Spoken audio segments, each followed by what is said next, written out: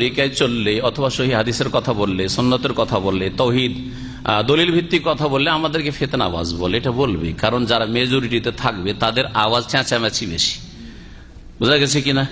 আপনার দল হচ্ছে কমজোর, হ্যাঁ, সংখ্যালঘু, আর ওরা হচ্ছে মেজরিটি, সংখ্যাগরিষ্ঠ। সুতরাং এই রকমের জুলুম অত্যাচার করা চিরাচরিত চলতে থেকেছে। নবী রাসূলদের সাথে এইরকমই আচরণ হয়েছে, না হয় নাই?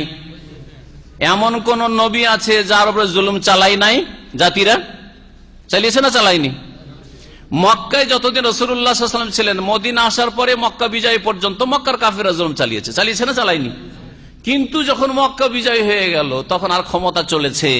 তাহলে বোঝা গেল যে যারা শিরক বিদআত পন্থী, যারা ভুল পথে রয়েছে, তাদের শক্তি কি করে কমজোর হবে আর আমাদের শক্তি আরো কি করে বৃদ্ধি পাবে, এর জন্য চেষ্টা করতে হবে।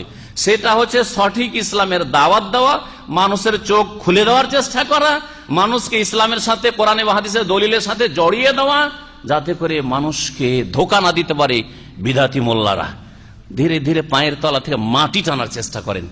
এই ক্ষেত্রে ধৈর্য লাগবে।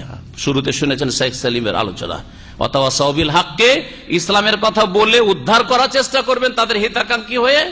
আর এই ক্ষেত্রে মারও খেতে হতে পারে, মসজিদ থেকে বেরো করতে পারে, গালও দিতে পারে, সবগুলি নবীর সুন্নাত, সবগুলি নবীদের সুন্নাত। সুতরাং এগুলি মেনে নিয়ে ধৈর্যের সাথে তাদেরকে উদ্ধার করার চেষ্টা করতে হবে। দেখবেন একদিন তাদের শক্তি কমজোর হয়ে যাবে, কোরআন এবং হাদিসের শক্তি বাড়বে, দলিলের শক্তি বাড়বে, ওহীর শক্তি বাড়বে।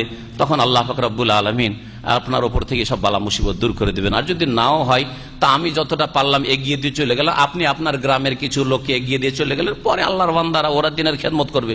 সব দায়িত্ব আপনার উপর আমার উপরে দিয়ে দেওয়া হয়নি যে সব লোককে একবারে সহি পথে নিয়ে চলে আসতে হবে। আমি কিছুটা এগিয়ে দিয়ে আমার গাড়ি থেমে গেল, আর পারলাম না বলতে বা হেদায়েত করতে, অন্যরা করবে কাজটা। একটু করে এগিয়ে দিয়ে চলে যান, একটু করে এগিয়ে দেন আর চলে যান দুনিয়া থেকে। আপনার করণে আপনি করেন। আল্লাহ পাক যেন তৌফিক দান করেন।